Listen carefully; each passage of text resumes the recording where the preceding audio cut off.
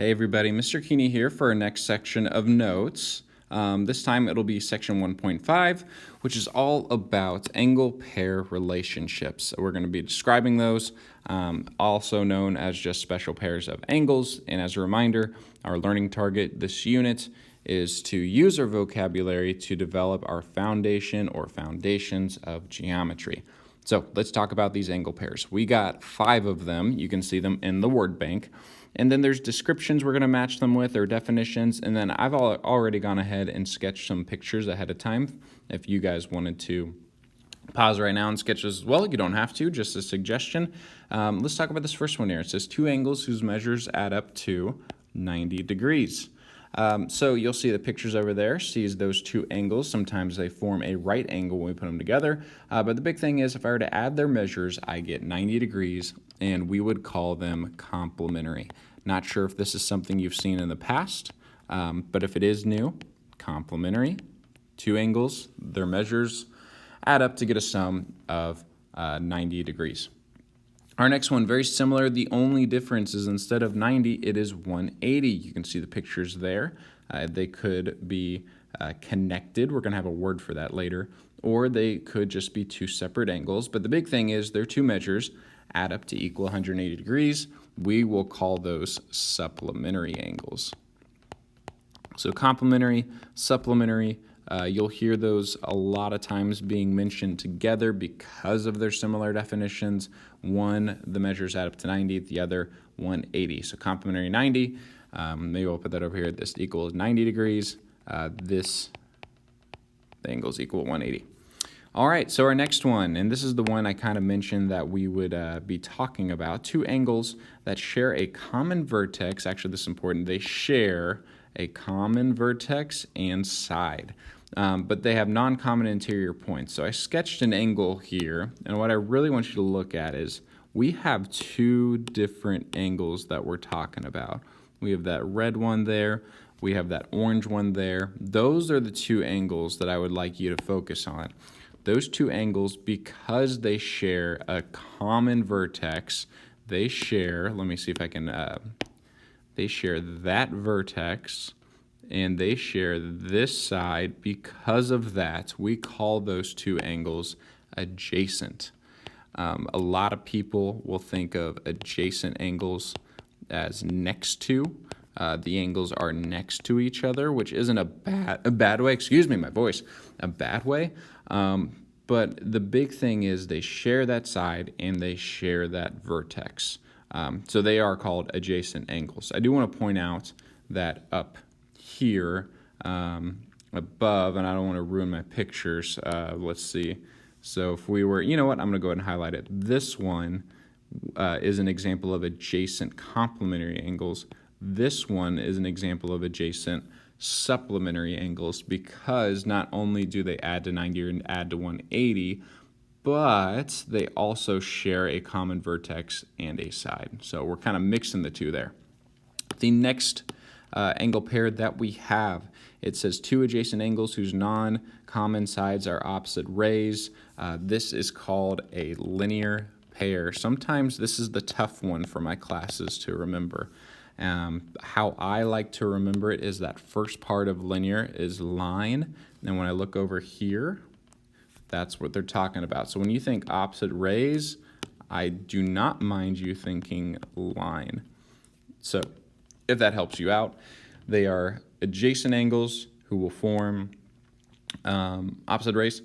And also, too, another thing is this should look similar to another picture. This will also be 180, and they are also supplementary.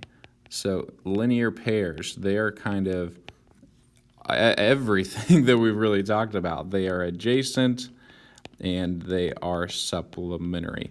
So if we put those 2 things together, adjacent and supplementary, we get a linear pair. And then our last one, which shouldn't be a shocker because we only got 1 left, is vertical angles.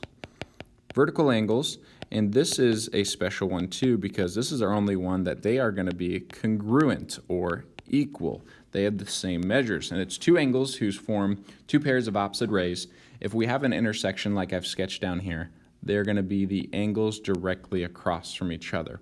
So for example, on the equal measures, if this is 70 degrees, then this one would be 70 degrees as well. They are absolutely congruent, equal, whatever word you want to use, every single time. And what's kind of neat about this one is not only do we have that as a pair of vertical angles, these will be vertical as well. So kind of to show you what our measures could be. So like if we said that was 70 and this is 70, and this is 110, this would have to be 110 as well.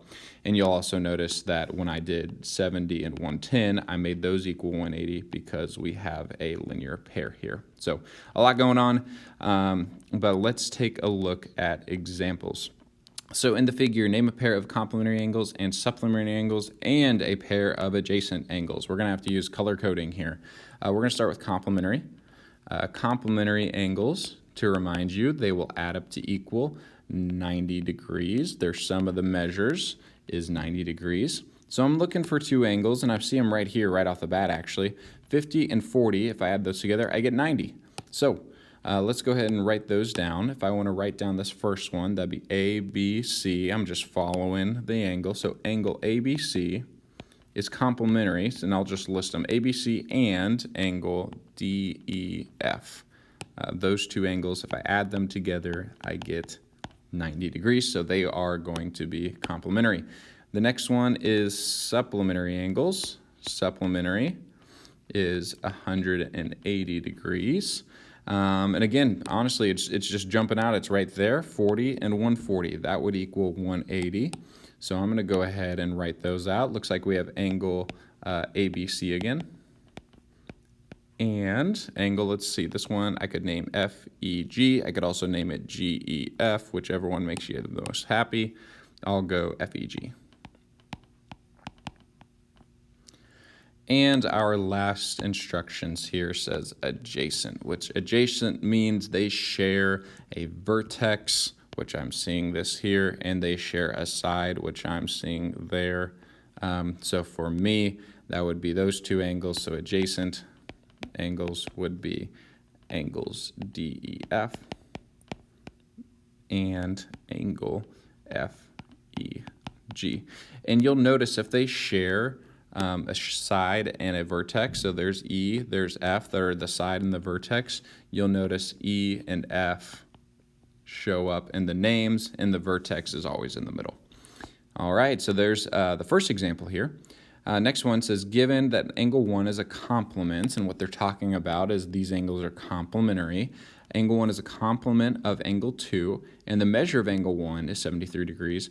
Find the measure of angle 2. So if they're complements, what I know, their measures, so angle 1, its measure, if I were to add it to the measure of angle 2, because they're complements, it has to equal 90 degrees. What we're also given is this right here, which is saying it's 73 degrees. So 73 degrees plus the measure of angle 2 would equal 90 degrees. So a little subtraction there. I just take 73 away from 90. The measure of angle 2 would equal 17 degrees. You could check your answer. 17 plus 73 is 90 degrees. A very similar question here for supplement. Supplement means supplementary. So angle 3 is a supplement of angle 4. Let's just write out what that means. That means the measure of angle 3 plus the measure of angle 4 is equal to 180. I'm also given this right here, that the measure of angle 4 is 37. So the measure of angle 3 plus the measure of angle 4, which now I know it's 37 degrees, equals 180 degrees. Take away 37 from both sides, and the measure of angle 3 would be 143 degrees. You can again check your work and see 143 plus 37 gets us 180. On to the next example. This one we want to identify.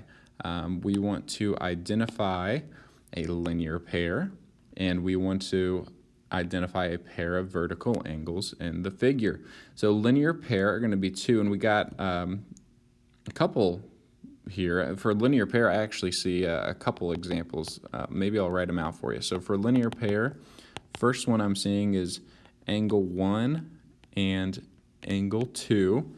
The next one that's jumping out to me is angle 2 and angle 3. And here, I'll show you why. For 1 and 2, there's that straight line they form. So they're a linear pair, they're adjacent, and they form a line. The other one I'm seeing is 2 and 3, because here's that line they form, and those angles are adjacent. So either one would work, oops, wrong button. Either one would work for linear pair. For vertical angles, and let me use a different color for this so we can color code it for you. Pink, haven't done pink. Vertical angles, I'm seeing one right here as 3 and 1. So vertical angles, angles 3, and I'm going to go ahead and write this. Angle 3 is congruent to angle 1, because I want you to continue to think, if they're vertical angles, they are congruent. If you know linear pair, then you know that they will add to equal 180 degrees. So I want to reinforce that in your brains. Let's see here. Two angles form a linear pair. The measure of one angle is 4 times the measure of the other. Find the measure of each angle. Guys, draw a picture. Oh my goodness, so we don't want to do that though. I almost erased everything. Two angles form a linear pair. Draw a picture. We know a linear pair, what it looks like. I'm going to do this. There's that straight line. Do this. I'll put the arrows. Boom, linear pair. It says the measure of one angle is 4 times the measure of the other. So we don't know exactly what they are, but I have a way to represent those unknowns. A variable. I'm going to call this one x degrees. I don't know what it is, but I know that the other angle is 4 times the measure of it. So 4 times x would be 4x degrees. And because they're a linear pair, I know that their measures will equal 180 degrees. So let's see what we're trying to find. We're trying to find the measure of each angle. So if we're going to try to find the measure of each angle, I need to find x. And if I'm trying to find x, I need to write an equation. Luckily for us, we know that the measures 4x plus x, if I were to add them together, I should get 180 degrees. So we combine like terms to get 5x equals 180 degrees. And actually, when I divide here by 5, x equals, and I shouldn't put the degree symbol, x doesn't get units. So x is 36. That is not our final answer. I'll switch for final answer. We'll do another pink, like in pink today. So for this one, this would be 36 degrees. There's that angle there. And this one, if I were to do 4 times 36, I believe I get 144. I do get 144 degrees. And another way to check your answers is that 144 plus 36 is 180. So it works out.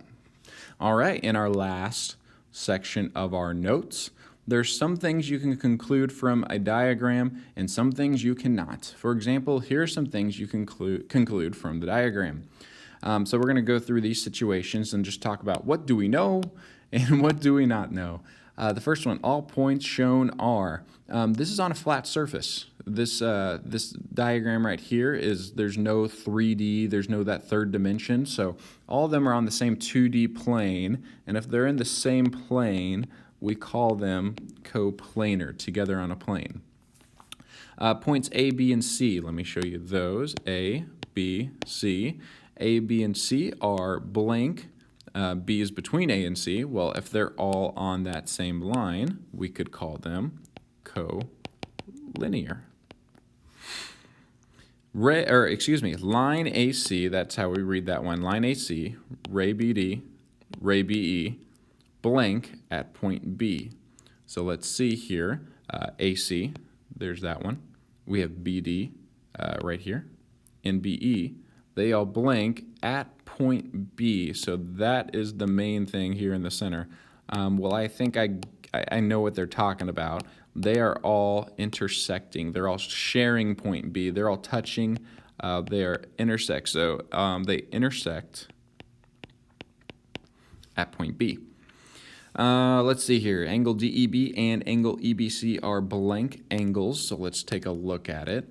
DBE, DBE, and EBC, EBC. So what we know about that, they share E, they share B. That side, these are called adjacent. So let me erase those. We call these adjacent. It's kind of a weak J. Let me do that again. And angle ABC is that's an easy one. That's a straight angle. And what I saw there was just this. It's a straight angle. Point E lies in the blank of DBC. So point E, here's DBC, here's that. That lies in the interior. It is inside that angle, so it lies in the interior. In the diagram, you cannot conclude that AB is congruent to BC. You cannot conclude that these are congruent angles or that this is a right angle. What markings would we need for that to be true?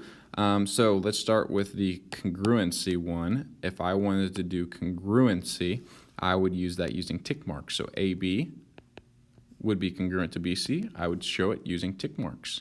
Next one, angles. DBE congruent to EBC. We use little arcs, so DBE, arc, congruent to EBC, little arc. Now we can show that they're congruent. And then for ABD to be a right angle, we need that little box. All right, so that was a little bit of a longer one. I say that I feel like every time, but that is finishing our angle pair notes. We'll talk about this more